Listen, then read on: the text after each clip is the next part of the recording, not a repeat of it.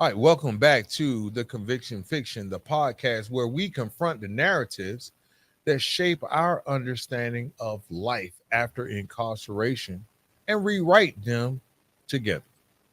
I'm your host, Antoine Rivers, and today I just want to first say that I'm glad you're here because we're diving into something that has the power to break down walls, challenge stereotypes, and remind us of our shared humanity. And that's the simple art of telling a story. Okay. Um, when we talk about reentry, about what it really means to come home after prison, we often start with statistics. Now, numbers can be shocking. Don't get me wrong. For example, nearly 76% of people released from prison are rearrested within 5 years. That statistic alone hints at the uphill battle that begins the moment someone steps out of the prison gates. But the truth is, statistics don't tell the whole story. They don't reveal the anxiety of filling out job applications that ask about felony convictions. They don't show the heartbreak of trying to reconnect with your children who barely even recognize you. Statistics don't capture the isolation of standing in a world that feels like it moved on without you. That's why personal narratives matter.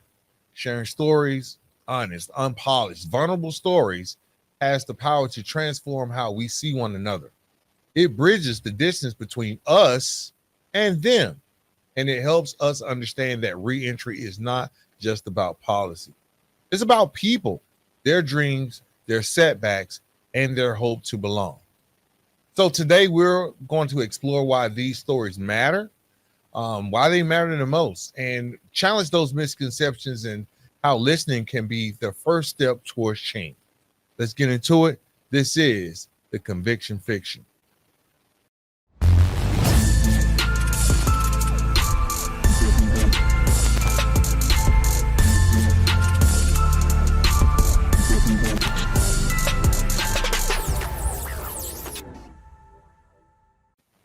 All right, let's just go ahead and start with everyone's favorite mood lifter, a depressing statistic. Now, according to the Bureau of Justice Statistics, nearly 76% of people released from prison are rearrested within 5 years. That's a sobering stat in itself. That's right, though, because more than 3 out of every 4 people will find themselves right back where they started, like they accidentally hit the return to sender button on their own freedom. It almost sounds absurd, doesn't it? Like, if you think about it, if reentry is some twisted revolving door you can't step out of, like I don't know, some haunted house you pay good money to leave, but you keep ending up in the same dark hallway with the same jump scares. Boo, it's the parole board again. Come on. Like, these numbers are more than just grim trivia. They hit at how punishing sometimes reentry can be. And make no mistake, coming home isn't a general welcome home party. It's more like being dropped into a marathon you didn't train for, while everyone else is shouting contradictory instructions like run faster, or you need to slow down, or you need to do more, or you're doing too much. Why haven't you finished yet? All those stories and all those lines will be coming at you. And all the while, you're just trying to find your groove. You're just trying to find where you are. So reentry means learning how to exist again in a world that pretends it wants you to succeed while quietly stacking obstacles in your path. Housing applications with little tiny boxes that ask, have you ever been convicted of a felony? As if checking yes instantly transforms you into some type of liability. It means applying for jobs you know you're qualified for, only to get the dreaded, well, we'll be in touch, which is basically HR speak for we are absolutely never, ever going to call you. It means standing in front of your own family, feeling like a guest in the life you used to know. And it means carrying the invisible weight of stigma that doesn't fade, no matter how much time has passed or how many mistakes you've tried to make right. It just doesn't go away. But there's something that cuts through all of those forms of going against you. It goes against the statistics, the polite rejections, and that thing is personal stories. Okay, with the personal stories, they have some strange magic. They can take something abstract like recidivism and show you the real human experience behind it. They can reveal the absurdity of a system that punishes people for the very act of trying. Now, we're not perfect. A lot of times I don't stick to the script. I don't stick to the script when it comes to the podcast because just trying is it's a two-edged sword. Like you could try as hard as you can, but again, you can be doing too much. Right. So when someone shares their story without pretense or polish, it's a way of saying, I'm still here. I survived. That, hey, I have something worth hearing. So when we choose to really listen, to set aside our assumptions and just hear what someone has to say, we start to chip away at the thick walls that keep people labeled and locked out, even after they've served their time. So today, we're going to look beyond the statistics and the headlines. We're going to look a little bit closer where the stories live. Because if we ever want to understand why reentry is so hard and what it takes to make it work, we have to start by listening to the people who've lived it. People like me, people like you, right? People like the families that have incarcerated loved ones. Okay, so for the moment, I just want you to take a pause and think about life. Now, if you can read 1,000 policy briefs and recidivism reports, but nothing hits quite like hearing someone describe the moment they walked out of prison, only to realize that world they were dreaming of was not exactly waiting with open arms. Imagine this, right? You step through the gates thinking it would be like the movies. Maybe there's some uplifting music in the background, maybe Rocky or something, some slow motion hug with your mom, maybe even a dog running up to greet you like, hey, I'm home. But instead, you're handed a plastic bag of your belongings and told, good luck. Or like I've seen people leaving without, through prisons. I've heard wardens and guards and say, we'll see you later on. Right. I'm like, they were basically telling these guys that, hey, we don't really expect you to make it. Okay. So it's a little like getting kicked out of an airplane without a parachute and then receiving a motivational pamphlet on the way down titled How to Land Gracefully. Now, one person that I've had on the podcast, Eric, he described it this way. He was saying that when he walked out, it was like time had fast forwarded 15 years without him. Everyone was on their phones. There were self-checkout kiosks and people were shouting into their Bluetooth earpieces. And he was just standing there holding this trash bag with all of his belongings, wondering if he'd somehow come back as an extra in some science fiction film. Now, it's funny, but it's also tragic how quickly you can feel obsolete. You can leave prison thinking you're finally free, only to find out freedom comes with about 3,000 hidden disclaimers and 6-point font. Housing is one of the first gut punches. First, you got to figure out where you're going to sleep at. You think like, I just need a place to sleep. And the landlord thinks like, I just need someone without a record. And just like that, you're couch surfing or paying half your paycheck for a weekly motel, if you're lucky, right? That's only if you're lucky. Now, some people have the ability to, I guess, the blessing of having a mom's couch or uncle's couch, and hopefully you still have your old indent in it. Now, employment isn't much kinder. You fill out an application. You fill out another application. Sometimes you're so desperate, you start fantasizing about deleting that little checkbox that says, have you ever been convicted of a felony? Right? Sometimes you could imagine like, if I just squint hard enough, it'll just disappear and I wanted to fill this out. But it never does. It's just going to sit there taunting you like the world's smallest scarlet letter. So that's what we want to dig into, because not forgetting, we must not never forget the emotional minefield of reconnecting with family. Everyone's polite, but a little on edge, like you're some little stray dog. They're trying to decide if it's safe to pet or not. You spend half your time wondering if they just see you as the person you were, the person you've become, or the person they're still afraid you might be. Yet, no matter how different each reentry story is, different states, sentences, circumstances, these are the common threads that weave them all together. Everybody goes through this. It's a period of awkwardness. It's a period of fear. There are small moments of hope, but sometimes you have like this little dark humor you have in your head just to keep going. Because if you can't laugh when everything else around you seems impossible, you'll probably end up crying. And sometimes you end up doing both at the same time. Now, the stories, the voices, they matter because they remind us that reentry isn't a tidy process. It's pretty messy. It's a little bit unpredictable and often absurd.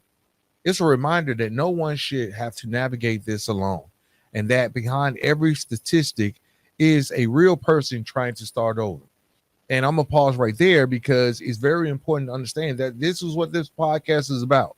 We are reentry streaming live. We are that voice in your ear, and you can come on and share your story. We encourage everyone who has been through this, or if you have a loved one that has ever been through the reentry process, to share your story. Because if people out there think that reentry was just about following some checklist, you go get a job, you find a place to live, you stay out of trouble.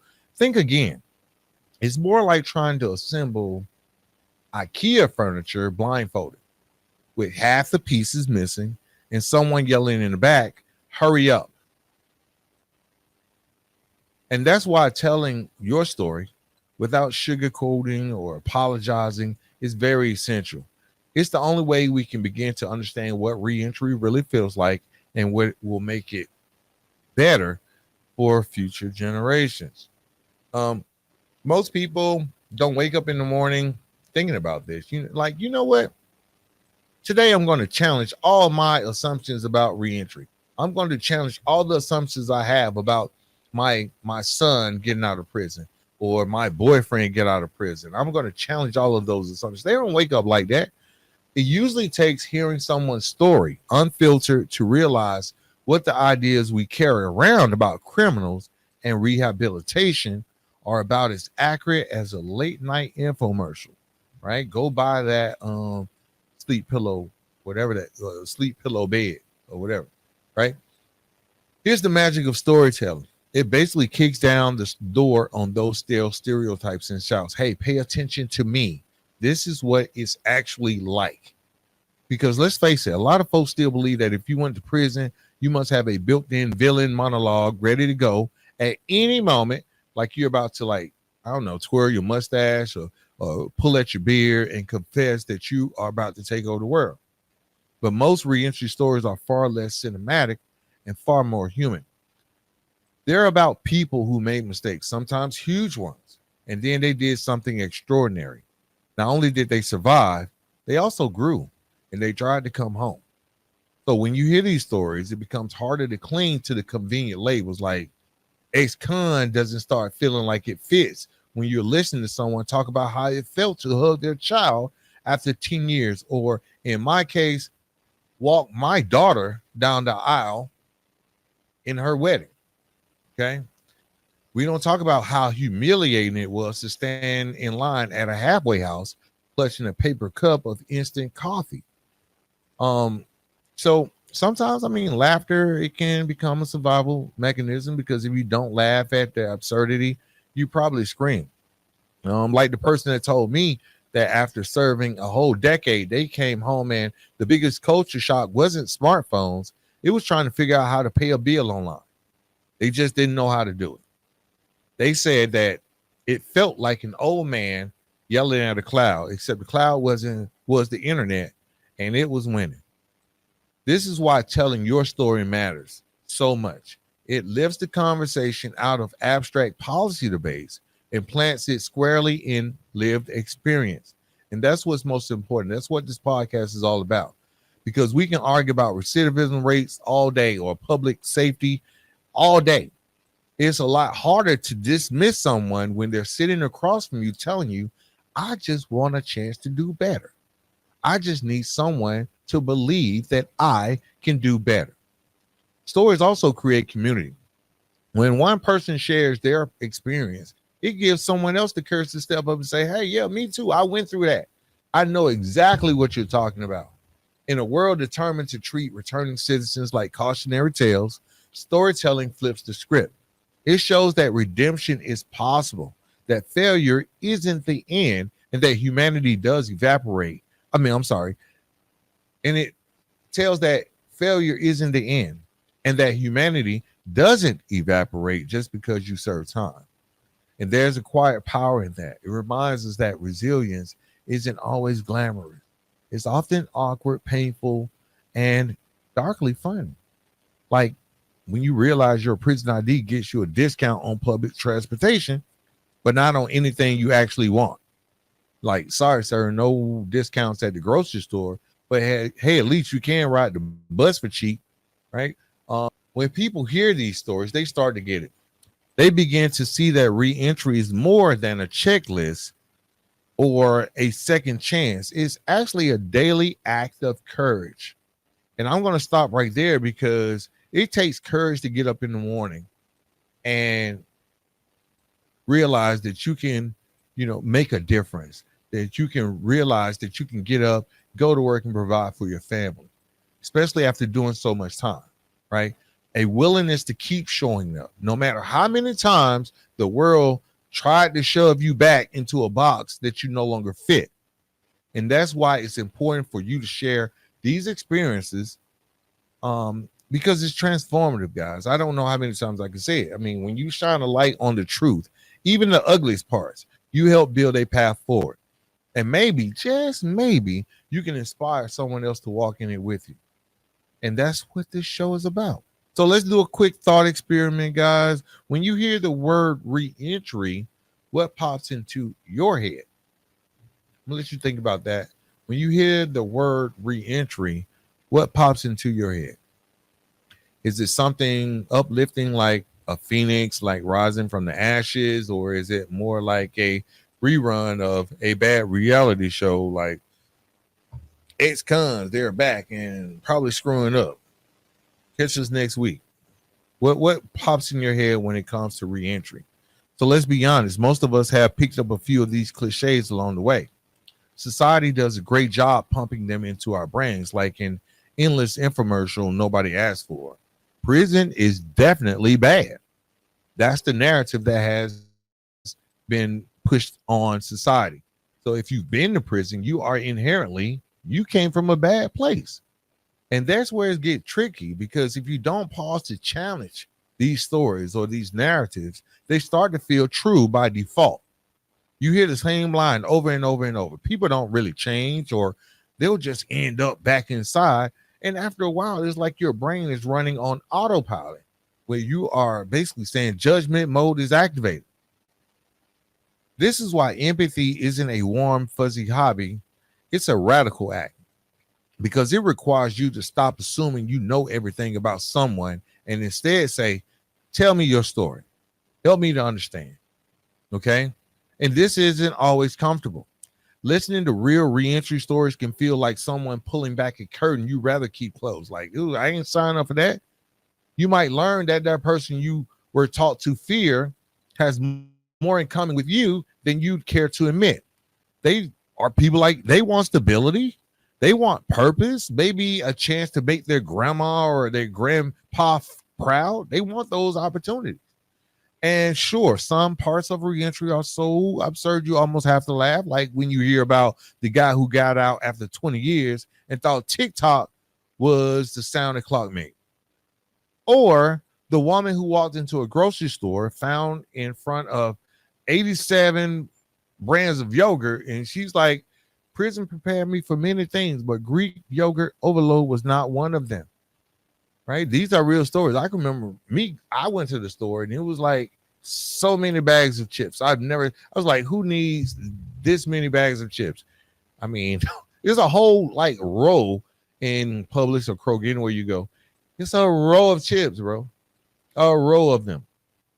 And that's the thing, those moments that I had to realize that, it takes humor out of the humanity to make it possible for me to like make peace with where I am.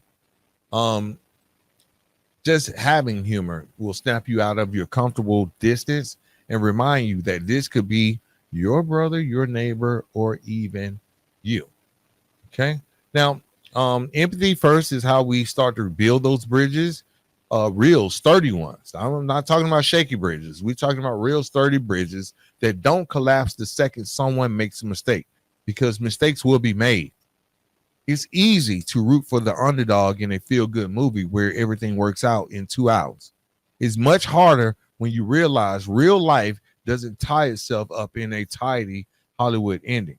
So when you're truly listening to someone else's experience, especially someone coming from behind the walls, you're planting a seed. Maybe you talk to your kids differently about incarceration or jail or the police. Maybe you'll push back when someone cracks a lazy joke about those people. Maybe you'll start to see returning citizens as individuals rather than statistics or punchlines. And honestly, if you do nothing else, just pause and think twice before making snap judgments. You've already made a difference when you do that. That's how empathy works. It doesn't require a grand gesture, just a willingness to admit you don't know everything and the humility to learn. So next time you catch yourself defaulting to the same tired assumptions, remember, you have a choice.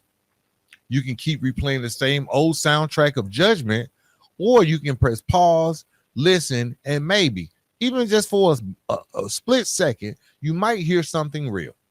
Okay? All right. So keeping it real, because that's what we do on this show. I do want to invite everyone to go check out my first book, which is over.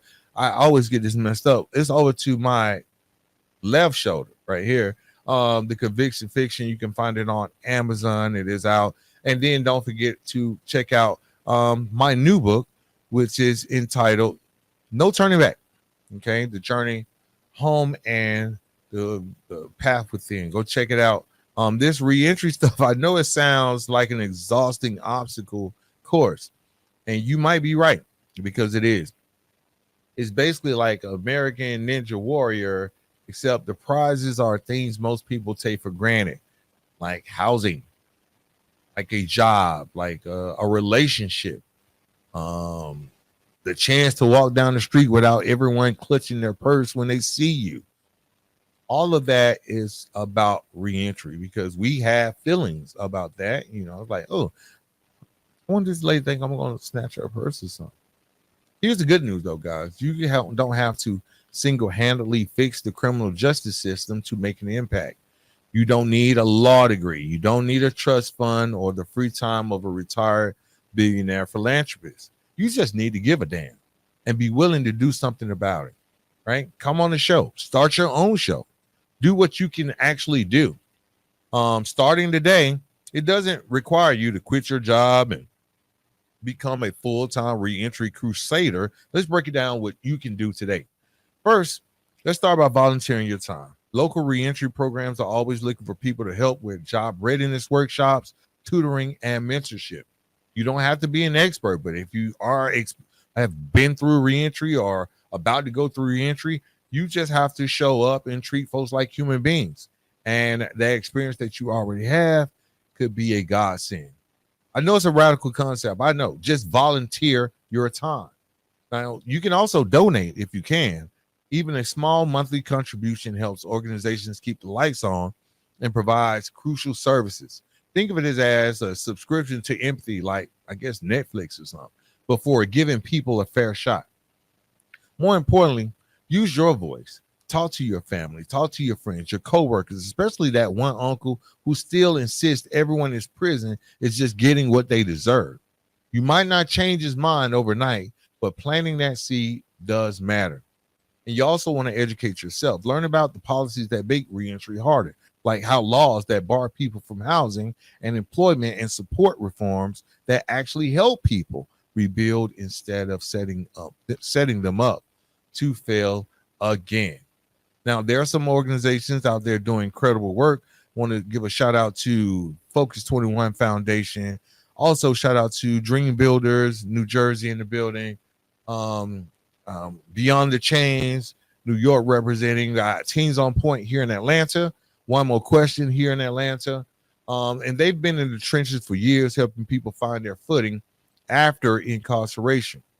And look, I get it. Sometimes this can feel outright overwhelming, like you're trying to bail out a sinking ship with a thimble. But every single action, every hour you volunteer, every conversation you have, every story you share chips away at the stigma brick by brick. I also want to give a huge shout out to the good people over at Common Good Atlanta. They are definitely doing some great work for the reentry process. Now, empathy isn't just some fluffy feel-good hobby. It's work. It's uncomfortable. It requires you to look at your own biases and admit they exist. A lot of people don't like to do that. A lot of people don't like to look at themselves, right? I mean, we are inherently judgmental people. We judge from where we are, right? So it's very important to learn to get out of yourself, because that's what true empathy is. It's also the only thing, empathy is also the only thing that makes any of this bearable. So here's my challenge to you. Pick one thing, just one thing, and do it this week. Maybe it's listening to another reentry story. Maybe it's making a donation, or maybe it's simply pausing before you judge the next headline you read. If enough of us do a little, it adds up to a lot. And that's how we build a society where redemption isn't a punchline, it's an expectation. Thank you for being here, for listening, and for caring. If today's episode resonated with you, share it with someone who needs to hear it. Subscribe, leave a review, and help us keep amplifying the stories that matter. Until next time, I'm your host, Antoine Rivers of The Conviction Fiction. Stay curious, stay compassionate, and remember that no one should have to navigate reentry alone, not even in a world that sometimes feels determined to make it impossible. Peace.